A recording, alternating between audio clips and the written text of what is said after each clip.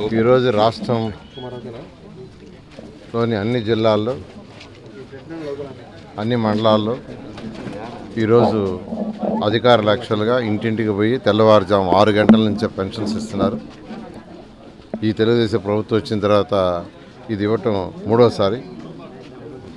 అయితే ప్రతి నెల 1వ తేదీ ఇవ్వాలని ముందు ముఖ్యమంత్రి గారు నిర్ణయించారు. తెల్లవారు 6 నుంచే స్టార్ట్ చేయాలని, అది కూడా డోర్ టు డోర్ పోయి ఇవ్వాలని. అయితే రేపు 1వ తేదీ అంటే రేపు ఆదివారం వచ్చింది. అయితే ఆదివారం 1వ తేదీ వచ్చింది, అధికారులకు సెలవు. ఆ రోజు వాళ్ళని ఇబ్బంది పెట్టకూడదు, ఏం చేయాలని కొందరు నాయకులు సూచించిన తర్వాత ముఖ్యమంత్రి గారు ఒకటే అన్నారు. అందరూ అయితే 2వ తేదీ ఇస్తామన్నారు. 2వ తేదీ ఇస్తాం అని నాయకులు సూచిస్తే ముఖ్యమంత్రి గారు ఒకటే అన్నారు, మనం 1వ తేదీ ఇస్తానన్నాం, మాట తప్పకూడదు. ఈ నెలలో ముందు రోజే ఇచ్చేయండి. 1వ తేదీ ఆదివారం వస్తే 31వ తేదీ మార్నింగ్ తెల్లవారు ఏమంటే ఈరోజు రాష్ట్రంలో అన్ని జిల్లాల్లో అన్ని మండలాల్లో ఈరోజు తెల్లవారు 6 నుంచే స్టార్ట్ అయింది. వాళ్ళ ఆనందానికి హద్దులు లేవు. ఒక పక్క వర్షం పడుతుంది, గొడుగులు వేసుకొని యాక్చువల్గా ఈరోజు అధికారులు నాయకులు ఇస్తున్నారు. నేను వాళ్ళందరినీ అప్రిషియేట్ చేస్తున్నా. తెల్లవారు 6 నుంచే స్టార్ట్ చేశారు. వాళ్ళ యొక్క ఆనందానికి హద్దులు లేవు. ఈరోజు నిజంగా చెప్పాలంటే 36,000 కోట్ల రూపాయలు సంవత్సరానికి అవుతుంది. 36,000 కోట్లు అంతా ఇంత కాదు. లోటు బడ్జెట్, డబ్బులు లేవు, ఖజానా ఖాళీ, ఖజానా పూర్తిగా ఖాళీ. కేంద్ర ప్రభుత్వం ఇచ్చిన డబ్బులు కూడా గత ప్రభుత్వం రకరకాలుగా డైవర్ట్ చేసింది. ఉదాహరణకి మున్సిపల్ శాఖ, నా శాఖలో గత సంవత్సరం అంటే 2023-24 సంవత్సరానికి గాను మొదటి 6 నెలలకి మార్చి నుంచి సెప్టెంబర్ దాకా 454 కోట్లు ఇచ్చి అది మున్సిపాలిటీస్కి ఇవ్వమంటే దాన్ని కూడా వాడేశారు. ఎట్లా వాడేశారో కూడా తెలియదు. అవి మున్సిపాలిటీస్కి, లోకల్ బాడీస్కి కేంద్ర ప్రభుత్వం ఇచ్చేది. మనకు రావాల్సిన ఈ జిఎస్టీ వాటిలో రావాల్సిన 43% రేషియోలో లోకల్ బాడీస్కి ఇస్తారు. వాటిలన్నీ వాడేశారు. 454 కోట్లు మున్సిపాలిటీస్కి ఇవ్వాల్సింది దాన్ని వాడేశారు. 900 కోట్లు పంచాయతీ డిపార్ట్మెంట్కి ఇవ్వాల్సింది అది వాడేశారు. అయితే ముఖ్యమంత్రి రాగానే ఫస్ట్ లోకల్ బాడీస్ స్ట్రెంగ్త్ కావాలి. పంచాయతీలు కావచ్చు, ఇటు అర్బన్ కావచ్చు, మున్సిపల్ కార్పొరేషన్స్ అయినా, మున్సిపాలిటీస్ అయినా, నగర పంచాయతీ అయినా స్ట్రెంగ్త్ కావాలి.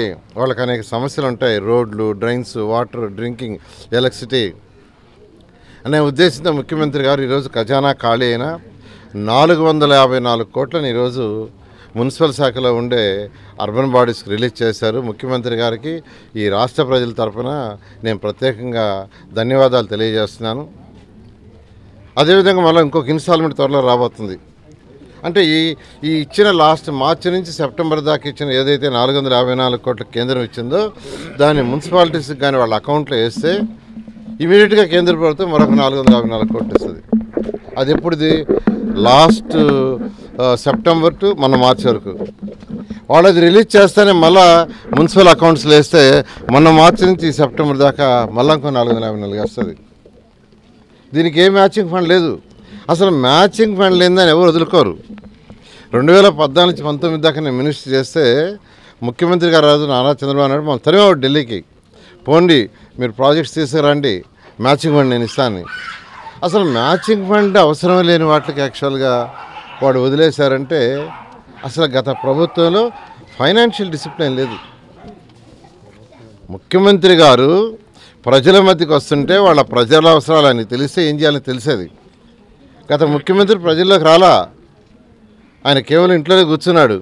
అందువల్ల ప్రజల అవసరాలు తెలియలా, అందువల్ల వచ్చే డబ్బులు కూడా పోగొట్టారు. ఇలా జరిగింది. అదేవిధంగా అర్బన్ హౌసెస్ టిస్కోస్ తీసుకుంటే 2014-19 దాకా నేను మొత్తం 9 కోట్ల హౌసెస్ని సెంట్రల్ గవర్నమెంట్ శాంక్షన్ ఇచ్చా.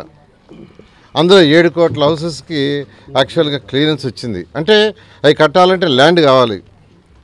5 లక్షల హౌసెస్కి ల్యాండ్ తీసుకున్నాం జిల్లా కలెక్టర్ దగ్గర నుంచి. 5 లక్షల హౌసెస్లో 4,74,000కి టెండర్ పిలిస్తే గత ప్రభుత్వం అట్లన్నిటిని నాశనం చేసి ఆఖరికి 2,61,000 కడతామని 2,61,000 లిమిట్ చేసింది.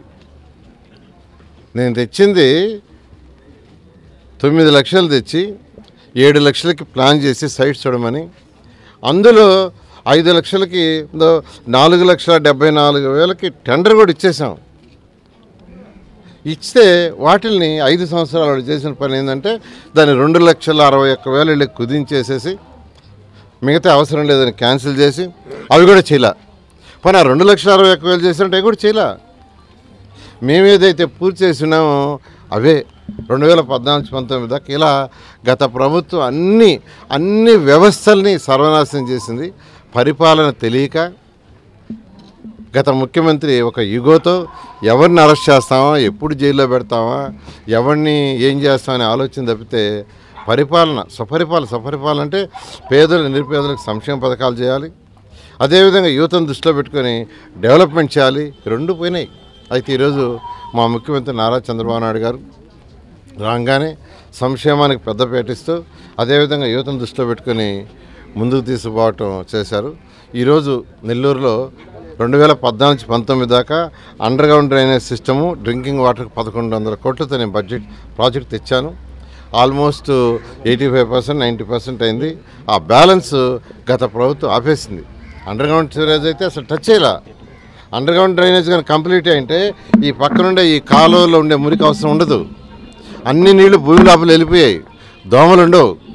వర్షాకాలం మాత్రమే ఆ డ్రైన్స్ పని ఉండేది, వర్షం వచ్చినప్పుడు నీళ్లు పోవటానికి. దాన్ని ఈరోజు 11:30 గంటలకి మళ్ళీ స్టార్ట్ చేస్తున్నాం. డబ్బులు లేకపోయినా ఇంటర్నల్ డిపార్ట్మెంట్ అడ్జస్ట్ చేసి ఈరోజు దాన్ని టేకప్ చేయమని ఆ కన్సర్న్ నాడు పిలిచాను. ఈరోజు 11:30 దాన్ని స్టార్ట్ చేస్తున్నాం. మొత్తం 5 ఎస్టీపీలు ఉన్నాయి. ఎస్టీపీ వైజు రూరల్లో ఒక ఎస్టీపీ, సిటీలో ఒక ఎస్టీపీ, 2 ఎస్టీపీలు ఉండే దగ్గర 2 దగ్గర వర్క్ స్టార్ట్ చేయమన్నాను. 1 by 1 చేస్తూ ఏదైతే ఎలక్షన్లో ప్రజలకి చేసామో ఆ వాగ్దానం ప్రకారం దాన్ని కంప్లీట్ చేయడం జరుగుతుంది.